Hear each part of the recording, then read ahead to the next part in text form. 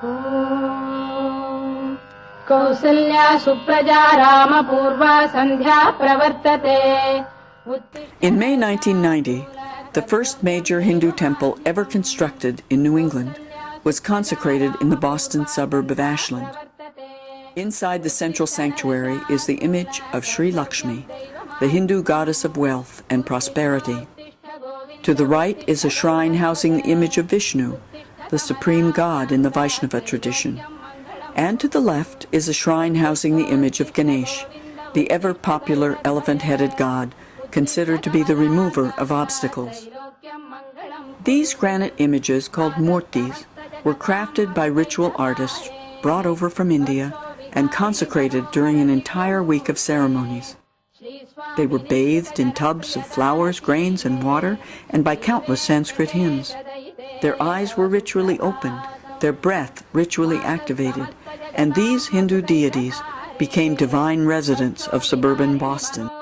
On the final day of the consecration, called the Kumbha Abhisheka, more than 3,000 Boston area Hindus, all in festive spirit, circled the temple in a colorful procession, following 12 Hindu priests, each bearing on his head a large pot of consecrated water. The waters used for this ceremony were brought to Ashland from the Ganges River in India and from the Mississippi, the Missouri, the Merrimack, and the Colorado rivers in the United States. A hydraulic hoist lifted the priests to the roof of the temple, where they poured the water over the temple towers, which are elaborately carved with images of Hindu deities. With the opening of this temple, the Hindu community of New England had, for the first time, a new place of worship with a significant architectural presence. Hinduism was introduced to Bostonians only about a century ago. Many New Englanders, especially those of the liberal Unitarian tradition, were drawn to what they learned of India's religious ideas, the insistence on the oneness of the divine, and the capacity to point to the transcendent unity of diverse paths and ways.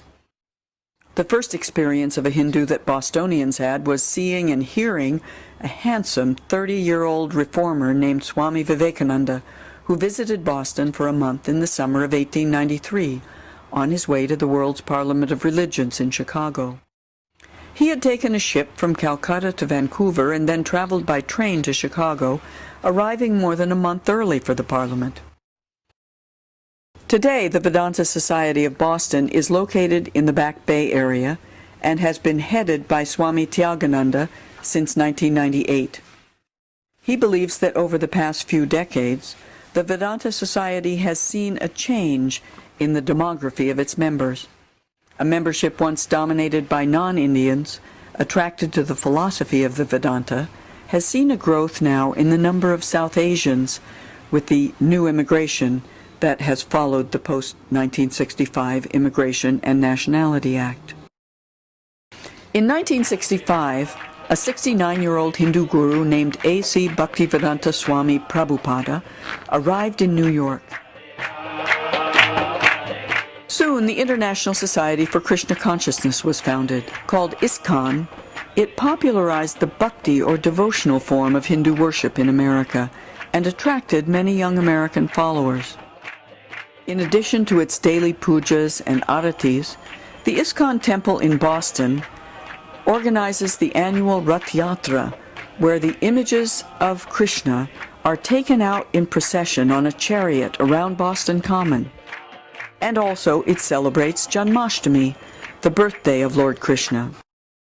During the 1970s, more than a dozen new cultural societies were founded in the Boston area, bringing Indian Americans together on the basis of their regional cultural identities and languages, whether Bengalis, Gujaratis, or Tamils.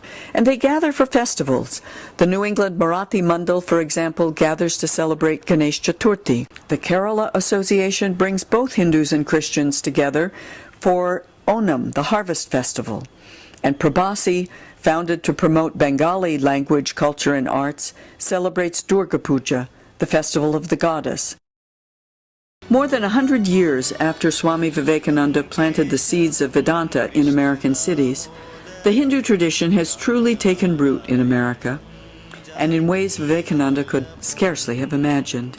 The Hindu tradition has always affirmed the diversity of religious ways and the oneness of its many visions of the divine, but in India these many ways could move along in their separate streams of tradition without ever having to meet the challenge of building a temple together or celebrating a festival together. Not so in Boston and its suburbs, where Hindus are challenged to live out these age-old affirmations in new and concrete ways. Today there are about 40 Hindu religious traditions and centers in Greater Boston and thousands of practicing Hindus.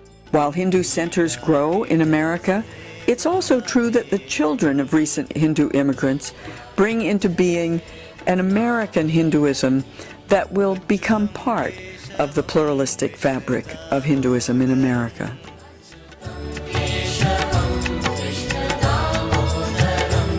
Ramana